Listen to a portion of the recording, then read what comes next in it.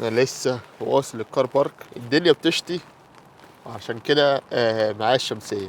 المفروض ان احنا دلوقتي رايحين ندفع للباركينج وبعد كده هنروح السيتي سنتر، نقعد شويه في السيتي سنتر. ان الصراحه الواحد بقاله اسبوع اجازه وما روحتش السيتي سنتر بقالي فتره يعني، وما خرجتش بقالي فتره برضه. هو ده كار بارك، مكان هنا حلو برضه صراحه. الجو ساقع النهارده، الواحد بقاله فتره كبيره اصلا ما خرجش في الشتاء، مقضيها في البيت، بس الجو ساقع وعماله تشتي. ف يا رب الواحد يعرف يصور النهارده. وصلنا حاليا السيتي سنتر، الجو طبعا لسه بيشتي، شكلها مش هتبطل النهارده.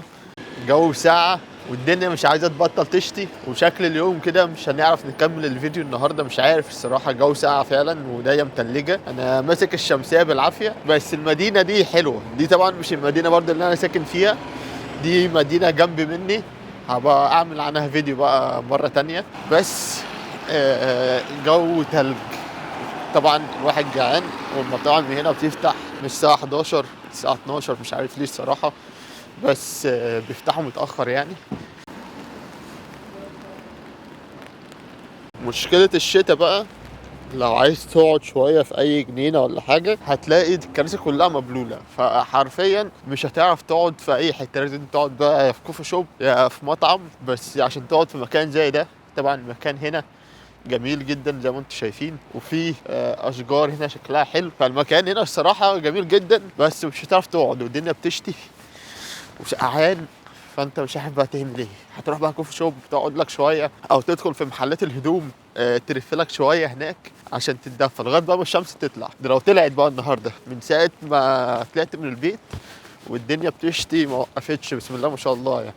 الجو دلوقتي بدأ اللي هو يبقى في شمس تطلع. برضو الشتاء هنا في انجلترا متخلف حبتين، ساعات يبقى ساعة قوي، تلاقي الصبح الجو ساعة وانت مش قادر، تيجي على الظهرية الساعة 12 كده ولا حاجة تلاقي الجو بدأ اللي هو يبقى أدفى سيكة، واليوم يبدأ اللي هو يتظبط. طبعا من ساعة ما جيت الدنيا بتشتي موقفتش، بقالها حوالي 10 دقايق ما شتتش، فيا رب تكمل على كده وما تشتيش تاني. فرأيكم في المكان ده؟ المكان هنا جميل طبعا، في جناين او هي اسمها الجنينة. طبعا زارعين شوية حاجات، مش عارف موز تقريبا، دي شجرة موز. زي بنانا يا يا شجر موز. برضه في قاعدة هنا. المكان ده ببلاش، دخلناه ببلاش، بس برضه لسه الكراسي مبلولة، مش هتعرف تقعد عليها، غير بقى لو معاك مناديل وتقدر بقى تمسحها وكده وتقعد بقى على الكرسي بتاعك. بس تعالوا نطلع قدام شوية، اه نعلي الإضاءة.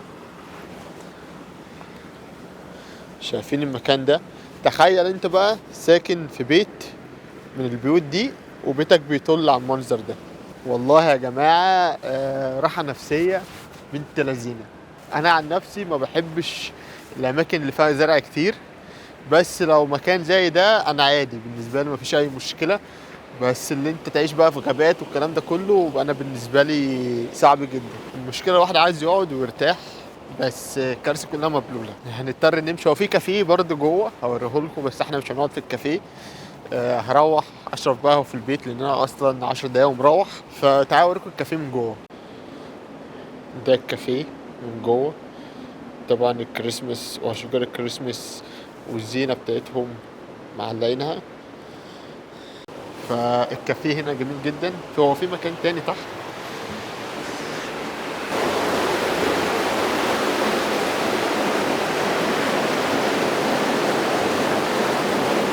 ده المكان من بره.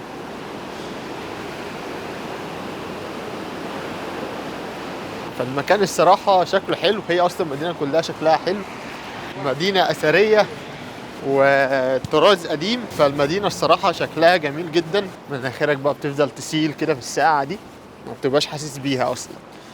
وهنا في نهر ده ولا مية ترعة، تسموه زي بقى ما تسموه، بس هو نهر يعني. زي ما انتم شايفين كده ورايا، المدينة شكلها جميلة جدا. برضو من الحاجات اللي أنا بحبها في الشتاء هنا في بريطانيا هو لون الشجر.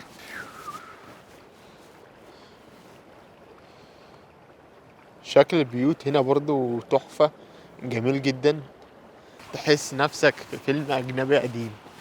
فلا البيوت هنا في المدينة دي بالذات، البيوت هنا شكلها حلو. المدينة دي بالذات كمان أسعار البيوت فيها غالية جدا، يعني واحدة من أغلى المدن اللي أنت ممكن تعيش فيها. هنا ده بقى شكل الشجر.